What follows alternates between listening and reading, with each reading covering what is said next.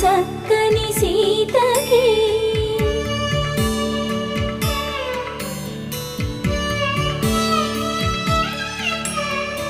ఎర్ర జాబిలి చేయి రాముడేడని అడుగుతుంటే చూడలేదని పెదవి చెప్పే చెప్పలేమని కనులు చెప్పే నల్ల పూసైన